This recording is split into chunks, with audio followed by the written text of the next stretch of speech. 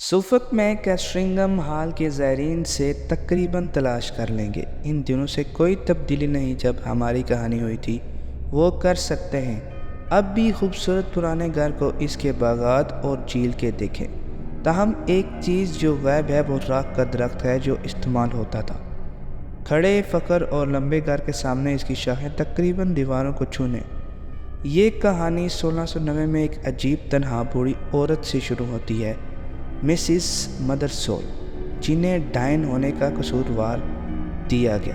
صاحب اس وقت کاسٹرنگم ہال کے مالک میتھیو فیل بتایا کہ وہ کس طرح اس کے باہر راکھ کے درخت پر چڑھتی تھی۔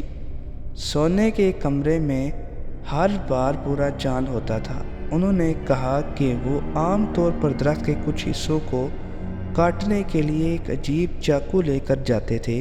اس نے خود سے بات کی۔ ایک بار اس نے اس کے گھر کا پیچھا کیا، لیکن وہ غائب ہو گیا، اور جب اس نے اس کے گھر کا دروازہ کھٹکھٹایا تو وہ اپنے رات کے کپڑوں میں نیچے آ کر سو رہی تھی۔ وہ اور دیہاتیوں نے اتفاق کیا کہ یہ یقینی ہے کہ اس نے یہ چیزیں جادو سے کی ہیں، اور اس طرح اسے پھانسی دے دی گئی۔ مرنے سے پہلے وہ لڑتی اور چلاتی، اور اس کے آخری عجیب الفاظ تھے، حال میں مہمان ہوں گے۔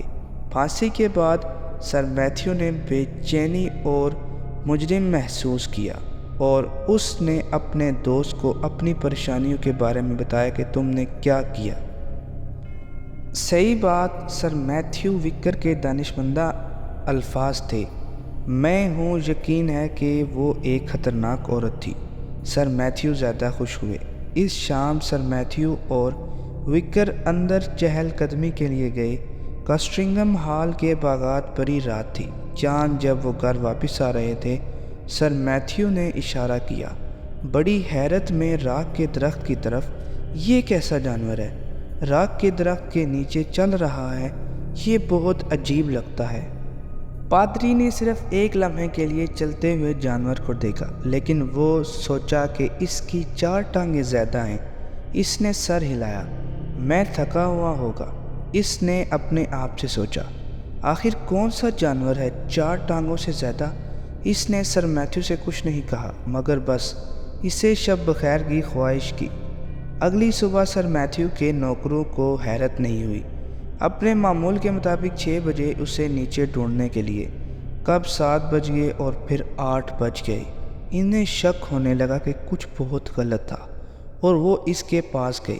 بیڈ روم دروازہ بند تھا۔ کئی بار دستک دینے کے بعد اور پھر بھی اندر سے کوئی جواب نہ ملنے پر انہوں نے دروازہ توڑ دیا۔ داخل ہوئے یہ معلوم کرنے کے لیے کہ ان کا خوف درست تھا۔ سر میتھیو کی لاش پڑی تھی، بستر پر مردہ اور مکمل طور پر سیاہ۔ کوئی زخم نہیں تھے یا اس پر دوسرے نشانات، اور کمرے کی ہر چیز حسب معمول دکھائی دے رہی تھی، سوائے اس کے کہ کھڑکی کھلی ہوئی تھی۔